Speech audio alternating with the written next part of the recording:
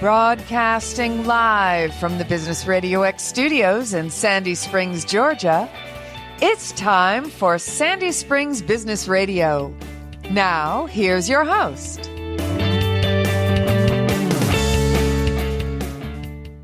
This episode is brought to you by VR Business Sales Atlanta, guiding business owners and buyers through successful transitions with trust and expertise. Visit vrbizworld.com or call 678-470-8675 to learn more. Now here's your host, Ramzi Daklouche. Thank you. And oh my God, this episode of Business RadioX Sandy Springs is going to be amazing. I have someone that resume is bigger than the Atlanta Journal-Constitution. Dr. Kene. Dr. Kene, welcome to the show. Thank you, Ramzi. How are you today? I'm very well, thank you. Good. Listen, I'm not going to try to mess up what you do for a living or what you've done or your background. So why don't you kind of give us just a very short version of what you've done, where you are right now, and what you're up to? Okay, my name is Dr. Kene Ewulu. My doctorate is in organizational leadership. I've been an architect and project manager since 1987. I've led design firms in Africa and in the United States over the last 30 years. Basically, apart from being a project manager, I rose up to become a principal of an architectural firm in Columbia, South Carolina. And that was in the mid-2000s. And since then, I went back to school to learn how to run a company, not just being a great architect or a great project manager, but I needed to learn how to run a company. And so I went back, I did a doctorate in leadership, and that took me straight into academia. I became a professor teaching organizational leadership and project management. I've done that for 10 years. But I realized something, that while I was a professor, I was basically teaching students who just wanted to get an MBA and get a job.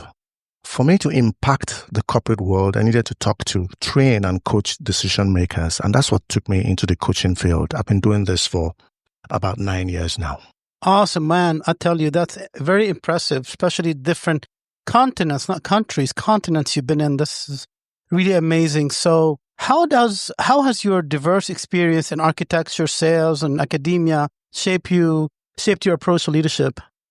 Well, architecture was an eye-opener, okay? You go in there, you're artistic, you're creative, and you think that that's all that's required. But as a budding architect, you realize that you have to be a successful, social-minded business person. And that means you got to mix well, meet people earlier on while they still had dreams in their minds, and you're able to articulate those dreams and convince them that you're the guy to put their dreams into reality. And so there's just so many other skills that architects don't realize they have to have in order to survive, in order to thrive. And so I learned that halfway, that not just being an architect, but being able to sell yourself, being able to let people know exactly what it is you do and how you can bring value to their own initiatives. That's what it takes to be an architect. And of course, getting into academia opened up the theoretical aspect, because you see, yes, we all know that experience works well. It's good to be practical, roll up your sleeves and get into trenches. However, if that is not backed up by theoretical knowledge, then you have a problem. You're shallow.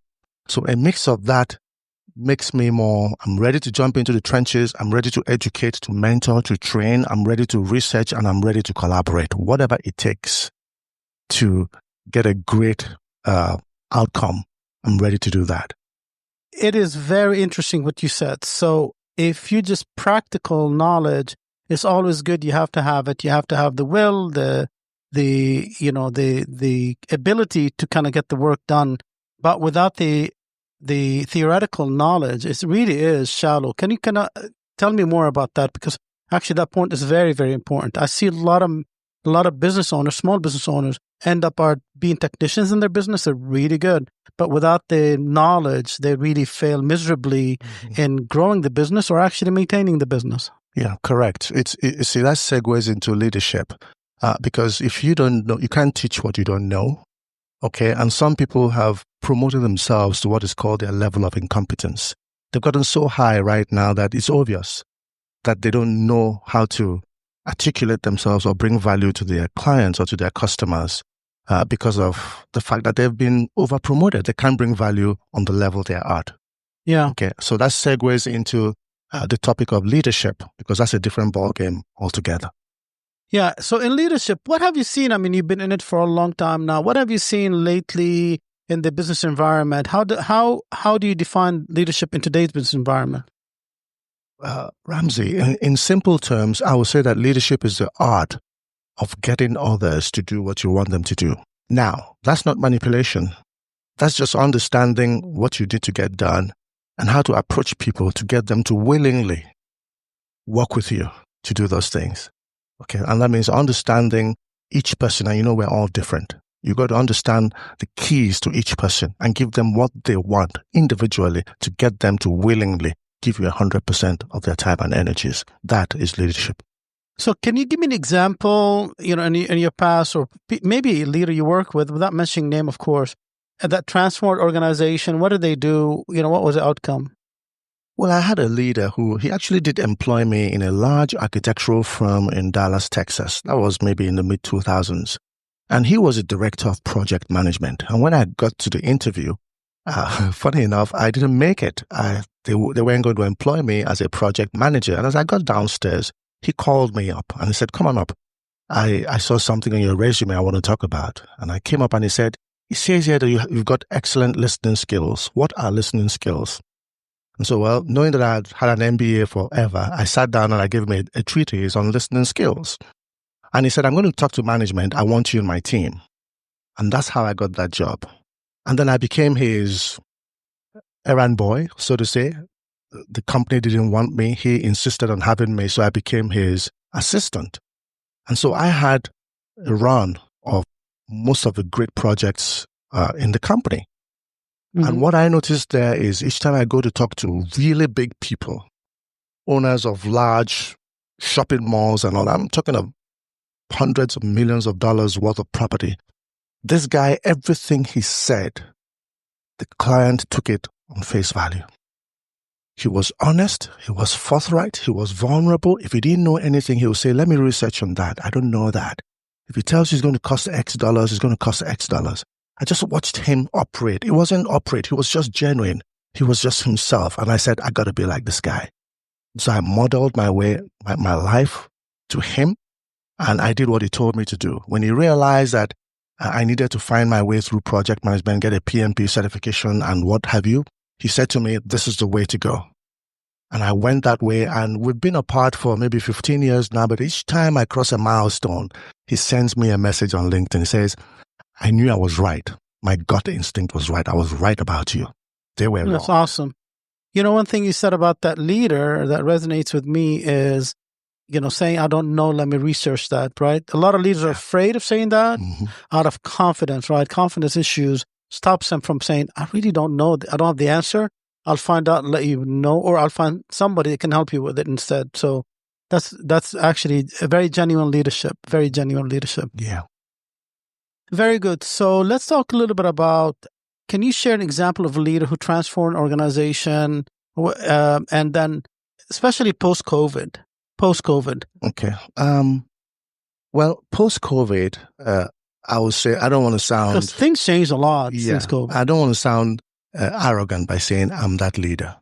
But I want to say that post-COVID, a lot of things changed. Number one, a lot of people who were let go or who went home away from work during COVID didn't return.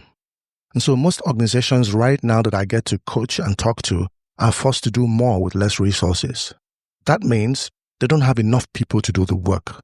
And their people are stretched and are forced to wear many hats, to get the work done. So what I see here is, how can you get a lot more done with fewer resources? The first answer to that is cross-training. You got to cross-train your people in different departments so they learn enough about different aspects to be dangerous. And make them more valuable, actually. That's right.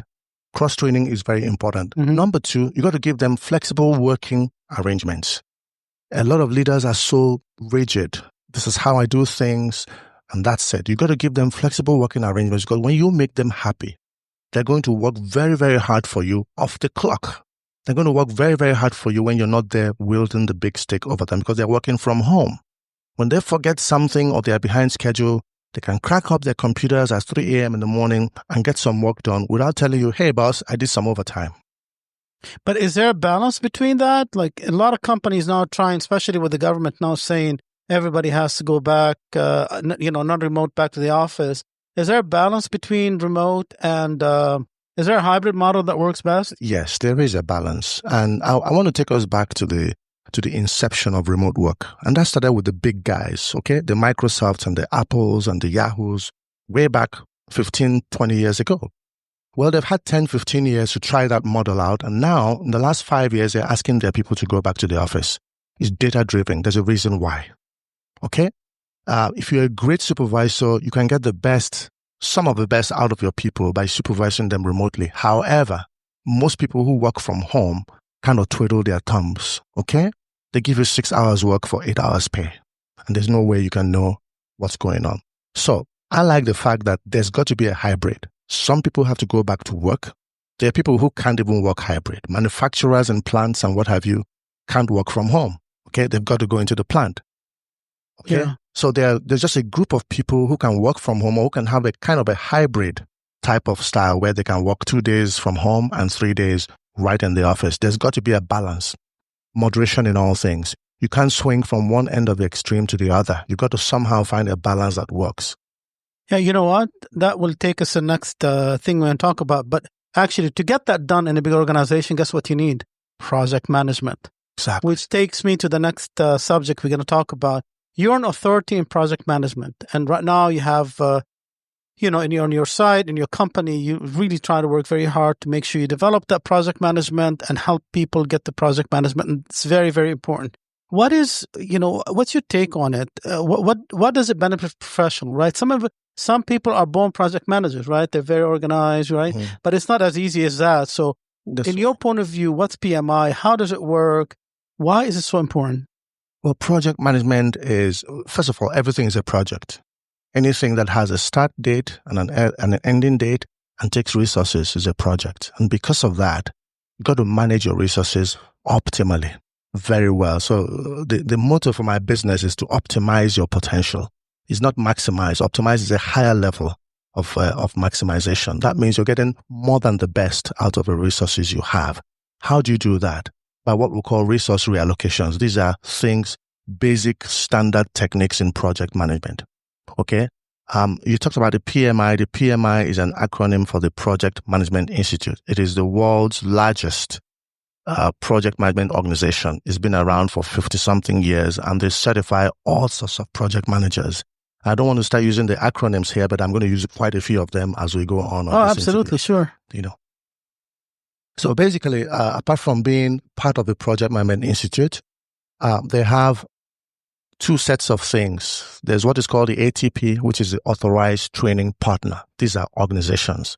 Then you have the ATI, which is the Authorized Training Instructor. The instructors work for the partners. The instructors are individuals, and they work for the organization. The organization is the one tasked with certifying people. The instructors are the ones tasked with teaching those people to be certified. Mm-hmm. However, the certification and the permission to do that belongs to the instructor. The instructor can't do his job without being attached to a partner. And the partner can't train people without having instructors work for them. So it's a symbiotic relationship. Okay? Now, in my company, which is KD Leadership, I'm both an instructor and my company is a partner. So this way, not only can I work for my company to train project managers, my company can also engage the services of other instructors in different fields in order to train project managers wishing to certify in different aspects. For instance, there's a waterfall style of project management. There is the agile style. Then there's the hybrid. Okay? The combination. Not every instructor is certified to train people in the agile. Not every instructor is certified to train people in the waterfall. But there's a blend, and right now they're all coming together. The Project Management Institute is insisting that all training has to be both of them together. So I am not just certified in the waterfall style, I'm also certified in the agile style. Otherwise, you're going to get obsolete. Wow, so like a one-stop shop. So tell me more about this. What are you doing and how are you trying to get the word out about, everybody needs a project management. And I believe, like you said, in essence of everything you do in your life is project managed, right? It just depends at what point you need to be certified project manager. So how are you working with project management training right now? What's your program look like? Well, right now I have a PET program. 2 years ago, I ran an entry-level certification program called the Certified Associate of Project Management. That's an entry level for rookies, interns coming in who want to certify and get a leg in the door of project management. Okay, so I ran that successfully. This year, this March, starting next month, I'm going to be working with certifying project management professionals, the PMPs. Now, let me break it down. The PMP is the most recognized project management certification in the world.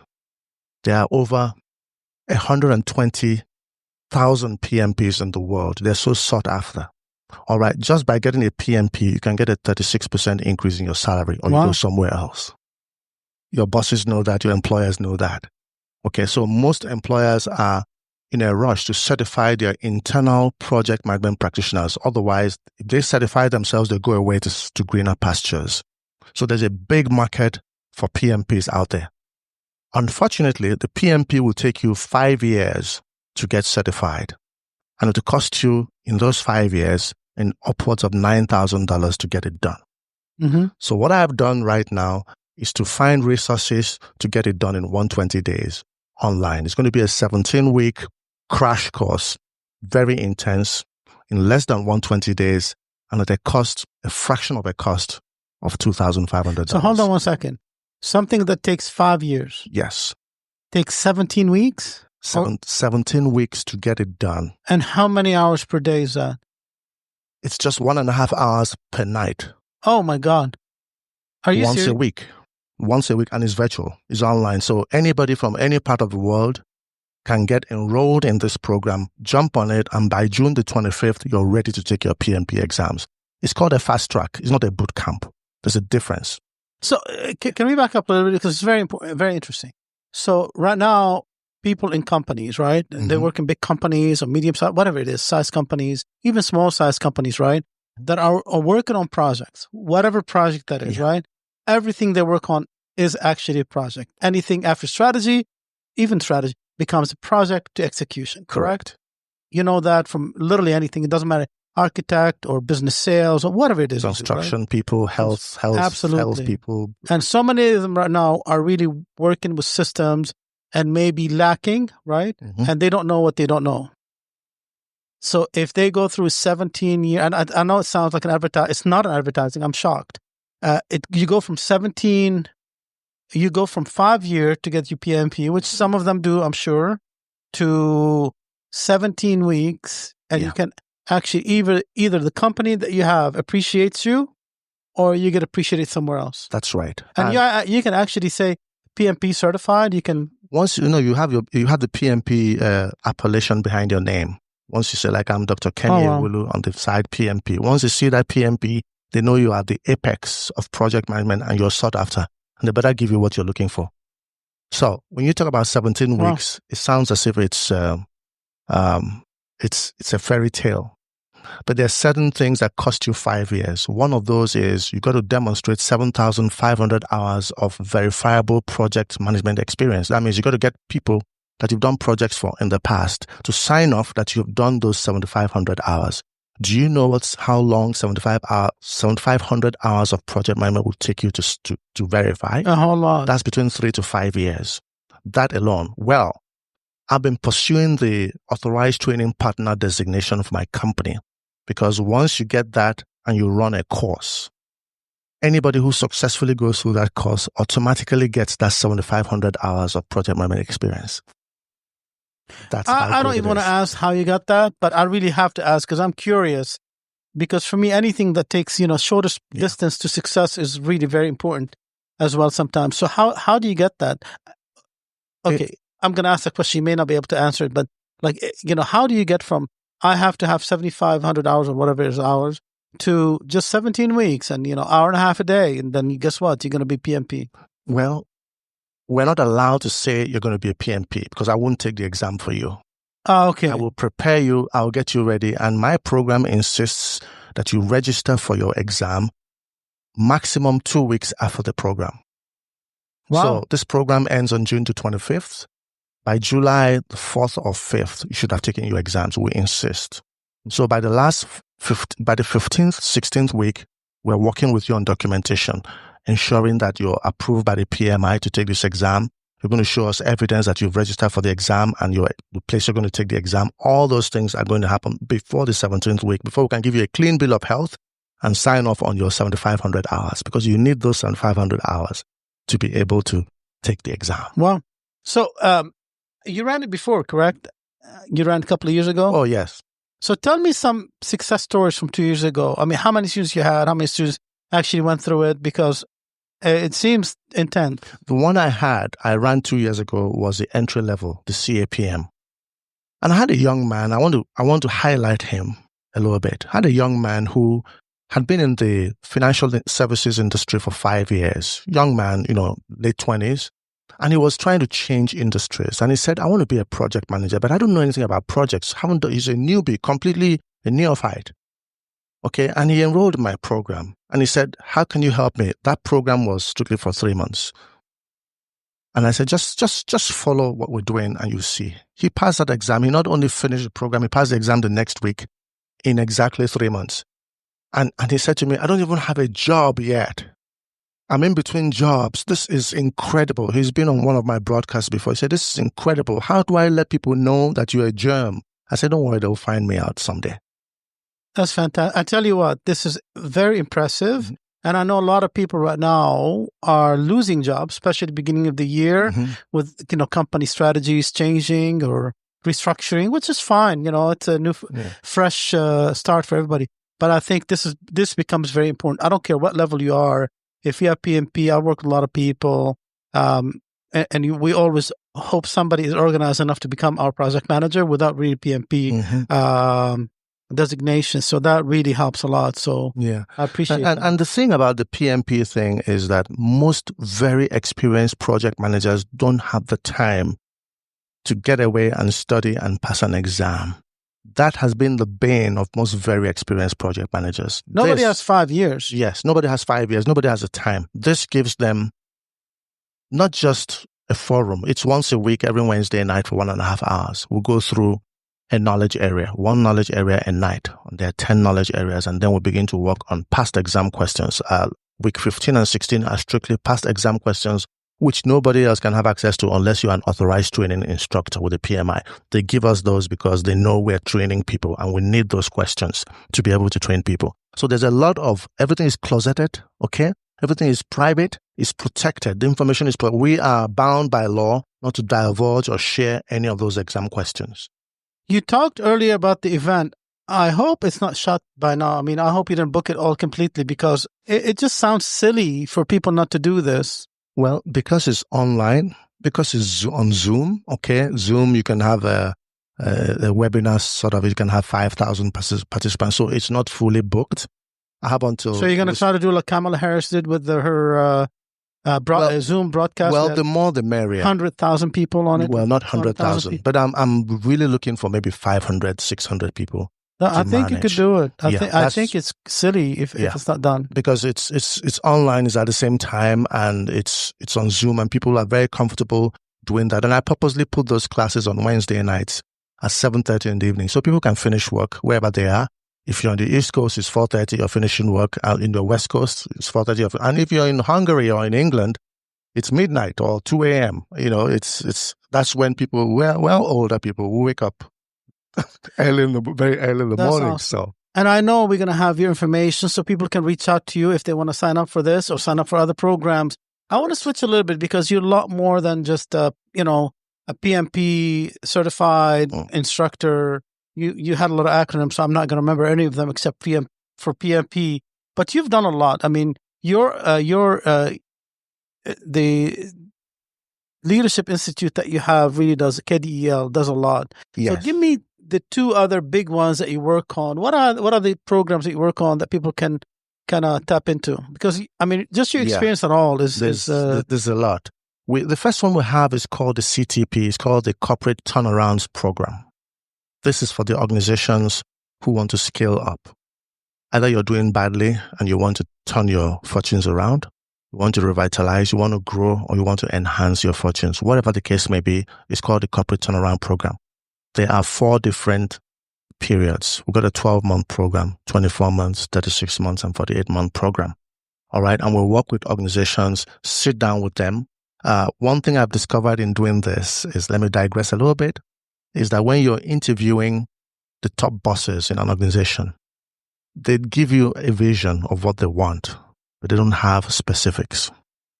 When you call in their heads of departments, directors, to come sit with them and you interview them jointly, you don't get much information because the heads of departments are afraid of their bosses. They don't want to talk. So you got to separate them to have proper interviews where you can get to the nitty-gritty of what's really going wrong here. Mm-hmm. All right? And nobody's going to accept that things are going wrong in their department. That's where the vulnerability comes in. That's where the leadership comes in. Being able to say, we're trying to figure out what's wrong here so we can fix it. We're not trying to point fingers. Okay, whatever I get from you right now is going to be confidential. I need you to be vulnerable with me. Yeah.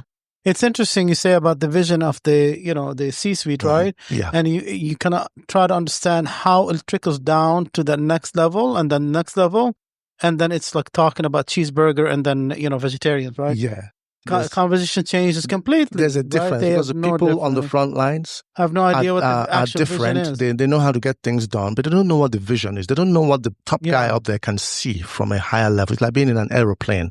Way up there, you can see the countryside, beautiful landscaping. The buildings just look pristine. Everything is great. And then you start coming down. You see some brown patches. You see that the roofing is a bit leaky, brown. So, do they bring you in when there's a fire, or are they smart enough to bring you in when they really don't have fire and things are going good? Because I think they need to bring you in when things are going good, not when there's a fire. Exactly. We want to come in and enhance the growth. We don't want to come in and revitalize. But that's why the name is Corporate Turnarounds. Okay, you're turning things around. It could be something is great and you want it to be better.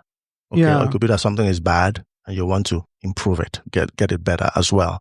So, but I would ideally prefer that people call me in or call my team in when things are going well and everybody is happy, than when there's fire on the mountain and there's a problem and they need the problem solved yesterday.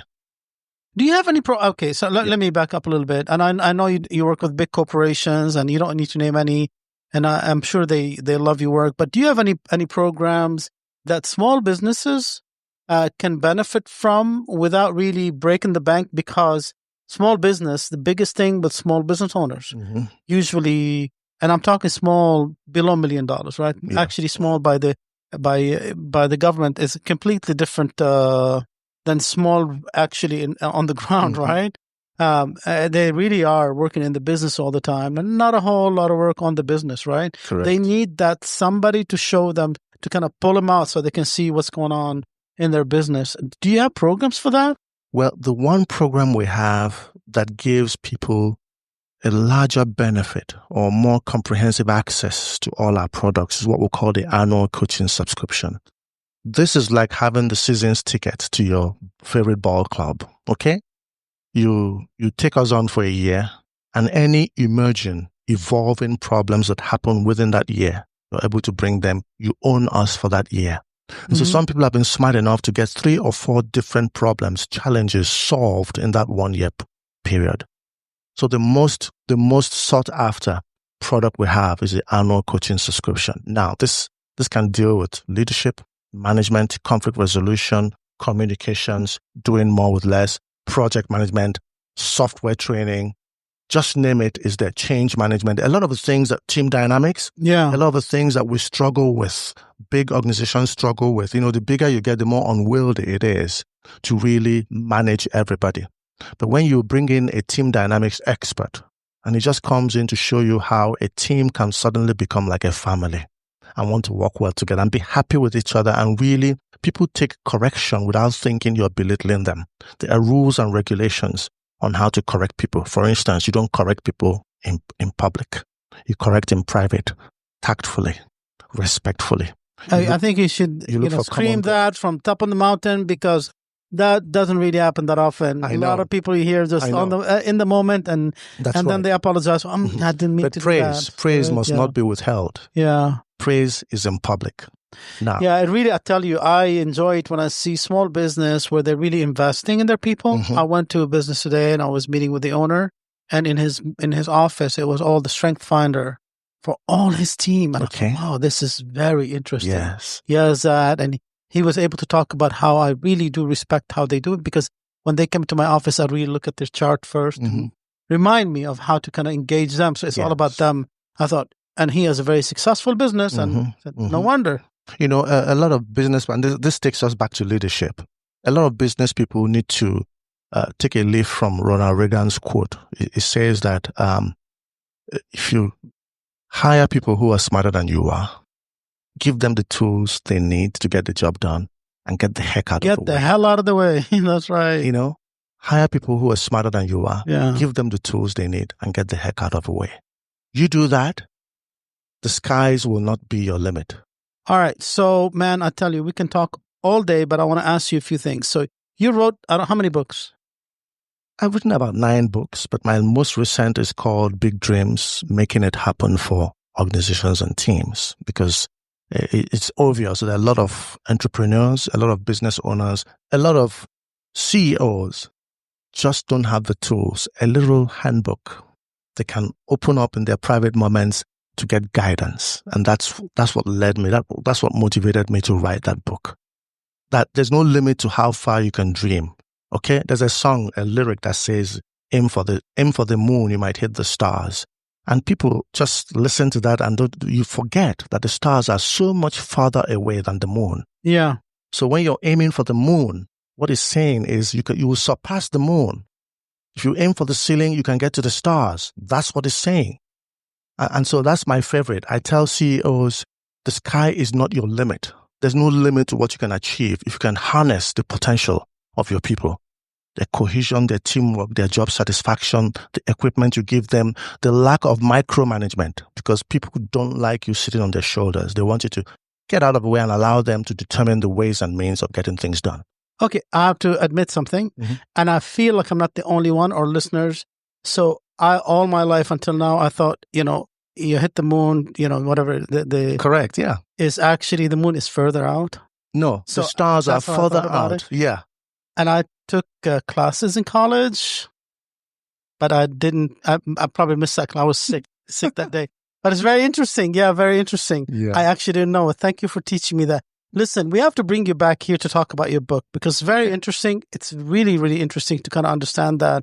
So just to kind of finish this, tell me a little bit more about the March class, because it's very, very important to kind of spread the word and help you spread the word out, because it's so important for people that are looking for jobs today or in jobs today that want to enhance it, that are, that I just wrote an article about, the 3% increase a year, right?